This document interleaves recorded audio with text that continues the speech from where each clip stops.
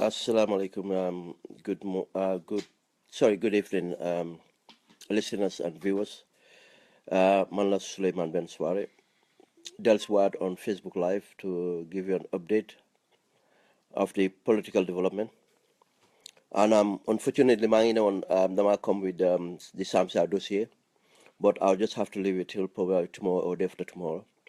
Because Dama gain on Tyson gone them to series of meetings, and I've came back late, and I just had to catch up with some of the developments, and you make us social media or NECA on the ground. It's interesting to note, and right now, why ñu nekk fu ñu nekk nii. When other times when you analyse it, you don't take a dictatorship to elections. Li moo taxoon. Because it's not ne mënuloo win dictatorship to election. It's not about winning the dictatorship. It's about taking the dictatorship out and stabilizing that country. Where the elections la or no community yobo.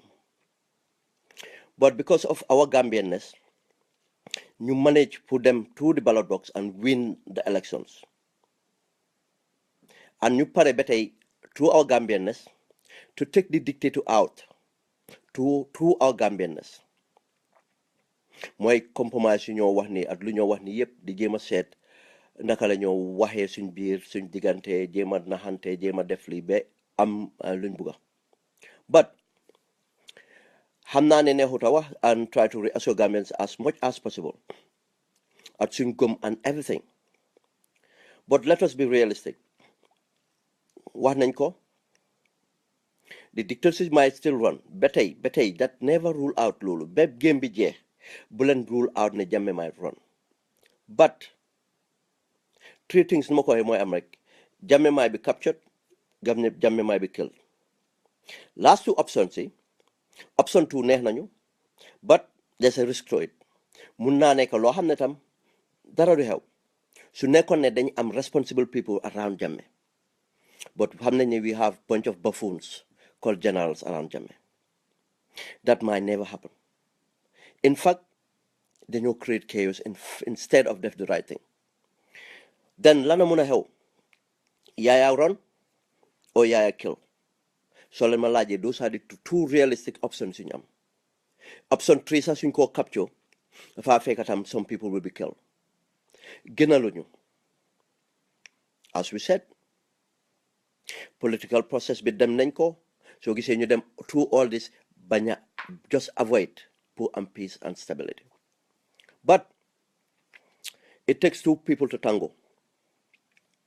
Su nekkee ne Gambian public bi Gambian political leadership bu responsible bi try nañ everything mënuñoo am luñ bugga.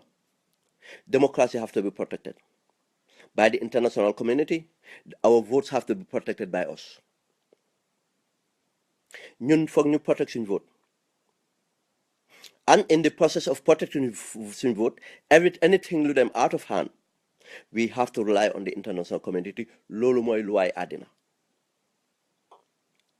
Nañ jël def suñ citizen duties, jël suñ constitutional rights and responsibilities and def lépp. But am na fu moo egga duñ ko mun a help, but the international have to involve. Moo tax nga gis ne transfer of power in a democracy is always peaceful. Mooy du nam musuloo am a transfer of power to a dictatorship that is peaceful. That is the fact. Unless keneen xam ko somewhere else. The fact is musuma dégg a transfer of the power to a dictatorship, but Gambians yi foogoon nañ ne our nature as Gambians mun nañ ko achieve. But dictatorship bi have hold of us so much ne always na am Gambians ñu ko serve. At loolu munti xalaat about those Gambians, they are still Gambians. Moo tax ñu nekk situation bu nekk nii. But for a couple of weeks now, we got hold of a conspiracy that was going on. And so leen dégg all the time I mention the one person mooy Mr. Emeba. Mention naa ko tey suma video bi. At maa ko keep the one and keep the one the soldiers let them distance themselves from that Mr. Ba. That ba is a lunatic. That ba is a lunatic. But so amee dictatorship bu mel ni Yaya Jammeh mu jël ñu incompetence wërale ko boppam, because when you have the dictatorship in Egypt dañ amoon competent officers yoo xam ne dëgg la they supported the dictatorship, but bu mu ñëwee to the crunch they did the right thing. With Yaya Jammeh soo gisee mu jël these people sooraan ko boppam xam na ne they are bunch of buffoons, duñ musa def anything right. They will always have to dance to his tunes. Now this Emeba, for a couple of weeks, you get this pick up this narration, this intelligence, you call it whatever you call it, and there's always then there is an element of truth in it, because even during the election night, Mom Sila Kujabi at Solbaji ñoo taxawoon pour cross the elections, but because of the overwhelming support bu nit ñi génne, the people power loo xam ne dafa jox confidence to the armed forces tax Yaya xam ne mënut a control armed forces bi that night gars yi am pour concede defeat, and gis ngeen buñ concede defeat the chief of staff and all those people ñoom Sidi Ndiaye muy wax ni yëpp ngeen gis nuñ négocier di wax ne nañ leen def jaama nañ leen def lii nañ leen def ba miinuñ ko. Léegi this desperate buffoons muy the APRC political class at the armed forces buffoons generals yooyu ñoo xam ne ñëpp they have something to fear, then come together to just cause chaos. Nit ñun ñëpp xam nañ ne they cannot reverse this. Mënuñoo reverse lii at all. Lu ñoo def nañ ko def. We will continue to do what we're doing. Am nañ deadline, am nañ procedures, nañ ko toppa. Ñoom dañ am pour comply. If they fail to comply, whatever comes out of it, so be it. Na fekk history nañu judge doomi Gambien yu taxawoon the right place ak doomi Gambien yu taxawoon at the wrong place. History moo ñoo judge. Lu ñoo def nii dañ ko def pour suñ réew. But naa leen assuré it's not probably not going to be nice, but end of the day ñoom ñëpp ku bokk ci conspiracy bi or any other conspiracy to stop the voice of the people, you all be cross. How much the first day la or the second day, but wax naa leen anything that happens su amee to the 3 days suñ find out what happened, dinañ find out ne the enemy of states ñoom ñoo suffer. I assure you ne lu munti xew Gambia, the enemies of states they will suffer. Munuma leen assure day one la or day 2 or day 3, but the enemies of states will suffer. Because this Emeba mom de facto, because of remember all those generals, they are all dropouts. Emeba I'm a little bit of education, nekkoon a teacher, them I'm a little bit of accounting certificate, them liggéey ci bank, ñëw nekk ci army accounts bi. Now they take him to be the intellectual among themselves. Island of the because Island of the Blind, one eye man is the king. But léegi buñ toppee they keep on doing this, and this guy went to Guinea Conakry, he went to Mali and come back. Si gémmiñam muy ne moom dañ ko wax ne su chaos amee on su créer chaos moom mooy toog nekk president next president of the Gambia. moo la ngeen baal fa call si nekk di dugga xamuñ ne maa ngi Facebook live. moo la ne ñii duñ use rationality, ñii duñ use logic, ñii amuñ intellectually amuñ anything pour realize ne you cannot day and age at loolu lañ ko munti waxee knock it to the head. xamuñ ne this day and age, especially the situation of the Gambia at fu ñu nekk, you cannot stand to def luñ bugg a def demut munuta am du mun a am. dañoo rey doomi Gambien rek waaye du tax ñu am luñ bugga. It's out of it. Try nañ ba soona pour reason with them. Try nañ ba soona pour reason with them. Mr. Emeba, my own brother, call na ko waxa moom laaka poku pol laaka ko lu nekk. Try to reason with him, offer ko ne ko if you want nga waxa the interior minister of Senegal, mu jox la reassurance. If you want nga wax the external affairs of Senegal, we can arrange it for you. Jox la reassurance nga génn si dëkk bi, and the minute nga génn voucher ne you are the interior minister, that government will crumble. Yaya confidence am na dem, and dëkk bi na nekk si jàmm. We can have a swift transfer of power. But moom mu bañ and continuing ba tey si suba lana tax tey si suba mu accelerate.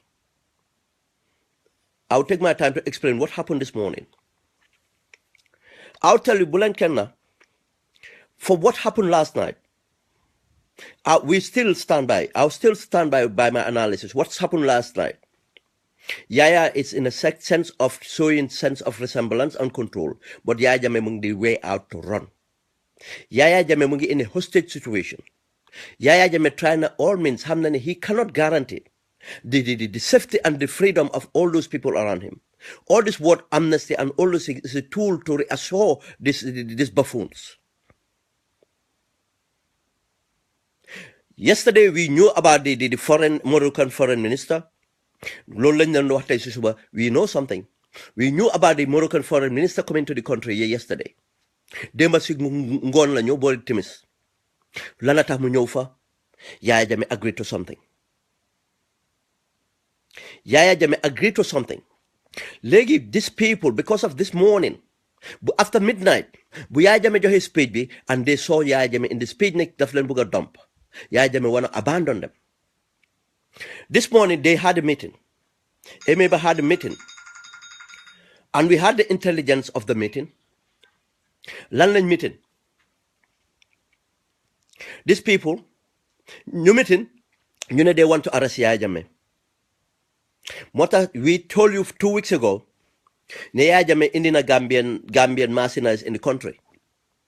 Pulan, protect Bopam from Khan. It's not for the international partners or anybody else. From these same buffoons. Because Yaya Jammeh hamnane amut any other option just to run. Lu xaw na boy demba si guddi bu mu waxee lii these people xam ne bon kii plan na pour daw, and when the Moroccan information foreign minister came into the country, Yaya Jammeh was trying to keep it a secret. moo tax tey mu toog ba tey di ko release because of léegi xam nañ ne mu ngi bugg a daw. They had this meeting pour arrest Yaya Jammeh, not to hand over Yaya Jammeh to us. But they will want to put Yaya Jammeh in house arrest and to declare they are going to form a transitional government to sort out the impasse bu am diggante the Gambian people at Yaya Jammeh, which is baloney. Amul ben sense. They don't know nobody will listen to that. They don't know that the Gambian people won't accept it. They don't know the international community won't accept it. Just this afternoon, the United Nations have renewed their stance about Gambia. A peaceful transfer of power dina am, or they will have to exercise to make sure the Gambian people send voice to Hauna. Yaya Jammeh, like it or not, Emebamu, like it or not, all those buffoons, they like it or not, the APRC political buffoons, they like it or not, change have come. Change have come to Gambia. Su nekkee nag moom ñoom amuñ courage, amuñ faith, ba jaral na leen to put deret, dina happen. We didn't welcome that. We didn't like it. But to threaten us, to intimidate us, fogne nata, we need stay away. It's not true. We have confidence in Gambians. We have confidence in some members of the armed forces to stand up and defend the constitutional rights of Gambians. And we have faith and confidence in the international community to stand on and defend democracy. Position boobu lañ taxaw. Yaya Jammeh is a hostage situation now. moo tax moom si boppam mu ngi seet moo tax why did Yaya Jammeh react to the message again? Lana tax mu génne press statement again. Lana tax Yaya Jammeh yónni information minister bi dine no, he's not stepping down. Yes, he want to convince his people ñu ko téye hostage ne ko relax. Why did Yaya Jammeh try to give all that all the thing of this amnesties or the radio station going back again and everything? Why was Yaya Jammeh praising the international community, the same international community day before ñum doon saaga or ñum doon wax ne ñu ngi interfere? Moo leen ne Yaya Jammeh was in a deal, and Yaya Jammeh is still in a deal. Is still in a deal. Tey nag suñ taxawee, certain Gambians, I'll still say it, soldat, politicians, and those politicians are civilians, taxaw ba tey di facilitate Yaya Jammeh. Bon lu xew Gambia nañ xam ñan na ko def, nañ xam soldat yu ko def. Fu mu ne nii ku def ku bokka we know you. C'est bon ngeen ñu waxal suñ mbokk yi ñu make sense out of this. Xam ne there's no other way they can get out of this. Ndik Sidi Njie, this information minister, lana tax mu dem di clarify the point, because Yaya Jammeh moo tey ñu ko binda that Musa Jallow moo binda that speech, and I can reference it. Dem leen waat suma video bi tey si suba wax naa leen ne di Musa Jallow ku ma foog ne moom la, because of bu ma readee that speech I know what have man ne naa xam people behind it. Musa Jallow si boppam moo ko binda, and we'll tell you how Musa Jallow came into play.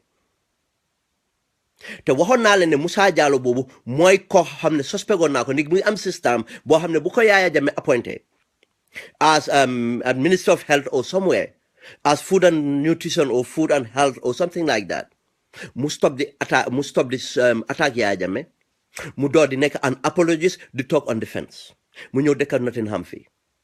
But we'll get to that. We'll get to that. ñu ngi continue to warn and advise the Gambia Armed Forces. ñu ngi continue to warn the civilian population ñoo xam ne ñoo taxaw ba tey gannaaw Yaya Jammeh. ñu xam ne luñ def at ëllëg lu fi xew they will be held account. nañ leen held account for anything luy xew si dëkk boobu, because we are not stopping, duñ taxaw duñ gandu. And if they are fools, Yaya Jammeh di leen def a fool, a buffoon, that's their problem. Passé nañ foo xam ne bi dañoo maslaa ne xaluñ kenn. We try to make sense out of this, try to use our Gambianness, and loolu yëpp gis ngeen everything. Yaya Jammeh yaakaarul dara, ñoom seen bopp xam nañ yaakaarul dara, they all know what's going on. But no, look at all the appointees. What does that tell you? And ngeen xool ñooñu toog si cabinet bi, xool leen those people toog si cabinet bi ndax am nañ jom, ndax ñooñu nit lañ. And this will bring me to Omar Sy, who is a family. Nama indi to Omar Sy. Omar Sy, all these days Omar Sy mu ne faa daw, and we knew that. Thank you. Pa Musa system moo nekk Pam mu ngi léegi def nañ ko Pam Sec Health under kan Omar Sy. After kan bu Omar Sy ploté pour Safi Lo am problem. Now mu indi another system def ko Pam Sec of Health. Yes. Omar Sy muy waat, we have the recording, mu ne moom mu baa ngi nii di jàng alxuraan, man we're not going to spare anybody. This is about Gambians' life. It's about Gambians' life. Mom Omar Sy mu ne moom luñ de wax ne fa close to Yaya Jammeh du dëgga, and we say that Omar Sy was lying. Dik Omar Sy moo Fatma Singaate fu mu ne ñoo gën a jege Yaya Jammeh, ñoo ko nekk di defal liggéeyam. Omar Sy was more Fatma Singaate bu Yaya Jammeh consider defeat, ñoom ñaari ministers ñoo mujjee cabinet room bi di xaar Yaya Jammeh dugga bi génnaat fekk leen fa mu ne ana gaay ñu ne dem nañ, and Yaya Jammeh jël 200,000 jox leen. How much? 200,000 each or 200,000 pour ñu bokk ko. Omar Sy wax nañ lu nekk because of his family, try nañ lu nekk pour Omar Sy si sense. And the proof ne ba tey dem na di scoutal Yaya Jammeh for a secretary general, moo leen ne bon lum ñu wax 2 days ago fen na. I would not have come and say this. So ñu doon noppi ba tey du ko xaar ba on the 14 bu mu ñu dikk ne by on the 14 he was going to leave town, mu ngi waa dem Geneva. Yes, jabaram yi try nañ lu nekk, friends am yi try nañ lu nekk, mbokkam yi try nañ lu nekk, jigéenam yi try nañ lu nekk but he is power drunk. He is power drunk. But luma wax all you decent Gambians ñu taxaw at the right side of history ngeen taxaw seen moromi Gambians yi téye leen foofu. These people are all desperate. Muy Omar Sy, muy Pa Moussa, muy any other new appointees. Xool leen. They all came from good homes. ñoom ñëpp suñu mbokk lañ from good homes but ñoom duñ gor. Pa Moussa duñ ko jox benefit of the doubt. No. Because xam nañ lan tax mu ñoo join that government at this dying minute. Pa Moussa buñ ko daaxee civil aviation moo daaxoon a criticize Yaya and he knows all the right things and the wrong things. moo gën a xam démocratie moo gën a xam dictatorship moo gën a xam ne Yaya Jammeh baaxul. amul lu mu waxut waaw fii laa advise Yaya Jammeh this project that project Yaya Jammeh fa corrupt. Pa Moussa said everything. What changed now? moo tax ma ne dëgg la soldat yi ñu ngee def de but politicians yi ñu ngee def civilians yi ñu ngee def Gambians ñooy def. Gambians ñoo nekk di def. Pa Moussa doomi Jallow famille bi papaam Pa Moussa soo gisee ba tey ñuy wax référence pa ne Jallow du dara baaxaay def the right thing nekk kilifa yow tey soo amee looy puugaroo yal na ko yàlla xaaree àddina 2 years ago foog naa la réer pa yow gis nga obituary bu ko nit ñi bindal yow sa bopp ngay puugaroo sa papa ne mooy Jallow waaye tey lan nga am pour def nga faate sa pakkum doonoon yow tey lan nga pare sa doom yi doona the dying time of a dictator nga taxaw with that dictator sa pa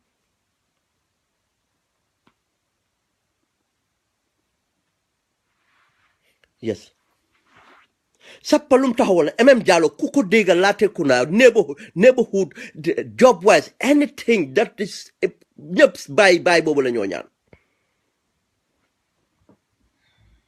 ñëpp papa boobu la ñoo ñaan papa bu mel noonu jël responsabilité am bugg a famelem bu respect neighbor sam këram gi yaatu nit ñi di dugal ke génn everybody turam mu am daraja am barke boobu moo tax Pa Moussa ñoom Ousseynou ñoom Assane all those good people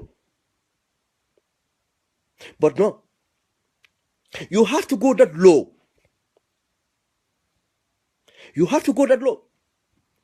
yes bokkuma yow dara but you are family because of ñun ñëpp a bokka we are all intermarried somewhere you know that don't spare anybody. We gave up on Njai City and others. We gave up on those people. But then forgotten a young person like Pa Moussa have everything to go for him. Have everything to go for him. But no. Suñ paree ñoo dee nekk ne di jaay intellectual lan la seen jànga yi njëriñ su nekkee ni yéen pour drown seen country mooy seen pride. Pa Moussa yow lan nga understandut si government bu jeex lan nga understandut si how can your appointment mean anything su nekkul sa appointment mean nga taxaw to indi bloodshed in the Gambia. Pa Moussa su dul sa appointment dafa ñu indi bloodshed to the Gambia lan la sa appointment mean. After the 19 Pa Moussa one government would recognize you as the Secretary General. Ban government more represent, more recognize Yaya Jammeh appointed individuals as anything. Yow nga ne danga jàng. Ban international organization you will sit in that room. Di nga toog sa cabinet sa office boobu and di nga wait and kenn ko am sense du ekkati téléphone bu wax yow. So toogee ba ñoom Sidi Njie that Sidi Njie I don't know what his name is di nekk information minister nga toog gestu ko yow fa nga xam ne you are not sitting on the right table. Nga am cricketer xaw ma ne lu mu xam rek mooy cricketer xaw ma fu mu jëlee doctorate am ñu ko woowee docteur xaw ma naka ne lan mooy youth sports Yaya Jammeh foog na ne youth sports is about sports. It's just about mun naa sports. You have sports in your blood. Pa Musa, you had criticized incompetence, and you saw all those incompetent people. Pa Musa got the job through naka Omar Sy. Pa Musa got the job through Omar Sy. Omar Sy mu ngi at the far bopamba mu ngi far in the ass of Yaya Jammeh. He got the job through that. Mom Omar Sy si bopam nafi when they killed the Cubans, the Cuban doctors, ñu bëgg jël frame the permanent secretary minister of health. Koku deal with this thing, the dead bodies. Koku ne, it's not my responsibility. Lan lañ def ñu dem kidnap ko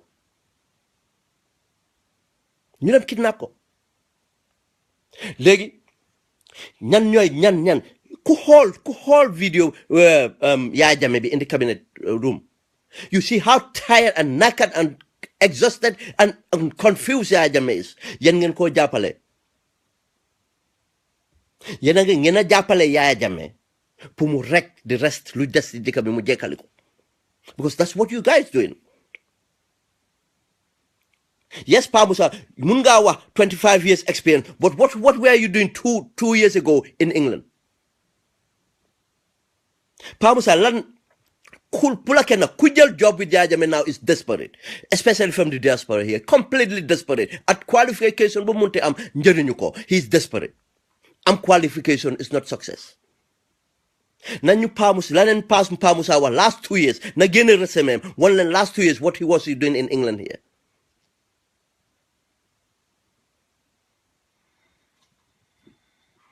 Following ñoom gis nañ di state of insecurity bu nekk si réew mi, gis nañ di state of insecurity bu Yaya Jammeh teg si réew bi. Xam nañ ne the only problem soo gisee insecurity nekk si réew mi ndik kan Yaya Jammeh moo ko indi, ndik la fa bañ a wàcca. Su nekkee ne ñoom ministres yi yëpp resign nañ, mu des ñoom Edu Gomez, because this is the caliber you have. Edu Gomez taxaw ne Yaya Jammeh is not stepping down and can inaugurate Adama Barrow. Gambia kan la moo naxari Edu Gomez, yow Yaya Jammeh moo jël sa jabar. That's how low you can be. Yaya Jammeh góor si nit jël sa jabar. Yaya Jammeh jël sa doom, ñaari doom jabaroo leen, jël sa jabar jabaroo leen, jàppa sa doom tëjlu ko, yow si sa boppam mu rusloo la ba pare jël sa alal yëpp jël ko jaay ko ba tey ngaa koo toppa. moo tax ku taxaw nga war a taxaw fi at Yaya Jammeh a taxaw with these people, bon yow soo xoolee sa bopp nga xool ñu taxawa Yaya Jammeh, bon nga xam ne yow tam am na loola jot. Ku taxawa Yaya Jammeh nga taxaw these people, yàlla moo leen a weer. Lii dafa jeex ba pare ñuy taxawa Yaya Jammeh yëpp yàlla moo leen a weer, because ku dem ba taxaw right now di gis lu nekk Gambia. Waxuma leen a year ago, waxuma 2 years ago, 3 years ago, right now, waxuma 5 months ago, right now si Gambia bi ngeen a gis doomi Gambien, jigéeni Gambia di ëmba lum am yëpp en ko si boppam téye doomam di génn nekk refugee. yow nga ne amuloo conscience, amuloo ko yow Pa Musa doom kër goo jógee amuloo xalaat boobu. waaye lu munti xew Gambia at lu munti jël an man ba tey duma surprise. Yaya Jammeh is a coward. Yaya Jammeh did not plunge that country and try to run, or not try to run before affairs start. If Yaya Jammeh doubt, Yaya Jammeh would be killed. Yaya Jammeh doubt, Yaya Jammeh would be captured, and all those people stand with the Jammeh will be killed or captured, and first day, second day, or third day. Te bu boobaa yéen nañ leen name in history for people who stood with Yaya Jammeh pour loolu am. Because amuloo benn excuse. You left Nottingham and went for that job. Ban qualification nga am pour nekk ay secretary general. yow sa boppa xam nga ne amuloo di qualification pour nekk ay secretary general in normal government. It's not about that am nga engineering degree. ndax yow xam nga am benn institutional memory for that pour take a job like that. How can you just come and jump and sit there looy def fenal Yaya Jammeh just like what Omar Sy is doing. D'accord si anything lu Yaya Jammeh ba pare we have to distance ourselves, we have to stop this. suñ mbokk yi duñ nekk di waxal Yaya Jammeh suñ paree di ne hey Yaya Jammeh suñ mbokk yi ñoo jàppale Yaya soo gisee Yaya Jammeh am audacity di ñu def lii suñ mbokk yi la. It's no other person. nañ leen bàyyi di jël a scapegoat for the Nigerian judges and everything else. Gis nañ ñooñu sax def nañ the right thing, but Gambians ñu ngi dem def de dimbale Yaya Jammeh si lu ñoo def. But lu ma leen a reassure waat rek mooy whatever the case 3 scenarios moo mën a am. Yaya Jammeh daw fu mu ne ni moo ñu gënal because of the tension with our people on the ground, women and children and elderly. Mooy tension bi mooy seen moo fitna bi xamuñ ko moo ñu naxal moo tax ñu su Yaya Jammeh demee ñu satal suñu bopp and next we can do the rest. But Yaya Jammeh su demul they will kill each other. They get one captured or all of them captured, all of them killed. But su soobee yàlla na political leadership be continuing and parallel for the 19th and ben ñu obstock. Parallel for the 19th be obstruction am ben ñoom ñu ñàkk a comply def lu ñu war a def.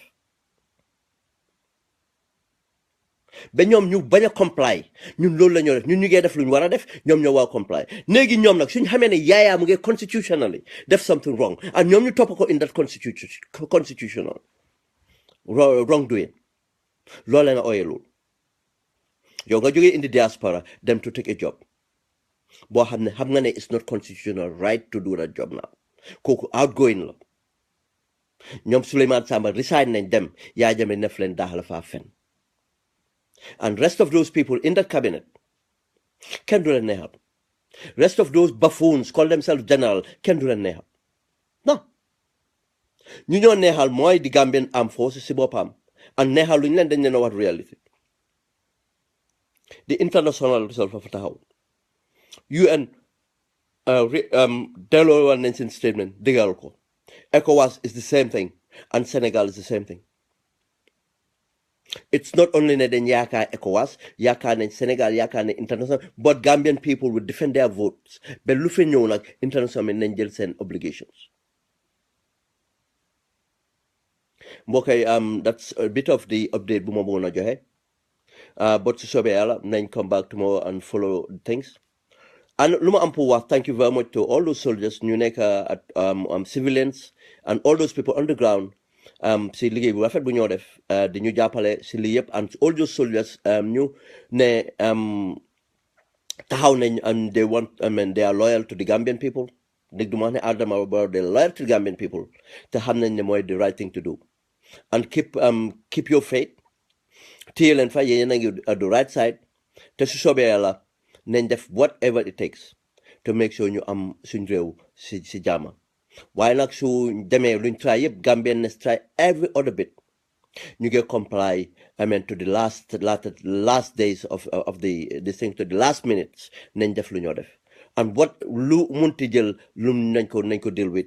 Waaye nag xoolaat leen seen boppa ndax Yaya Jammeh jaral na leen ko ndax Gambia moo leen ko jaral ndax Yaya Jammeh that's the choice buñ am. And guys, thank you very much and have a good night. Yal nañ fanaane jàmm ewo jàmm yal nañu yàlla beetee bànneex and everything is possible. Bàyyi leen di ñaan ba pare gëmu leen seen ñaan bu leen Yaya Jammeh intimidé ba nga xam ne suñ gëm yàlla mu ñu ko daaw ne it's not possible mënuñ ko. Suñ paree Gambian bi ne dañoo ñaan ni ba next minute ñuy daaw ndax mun naa am Yaya Jammeh is gonna go. Thank you very much.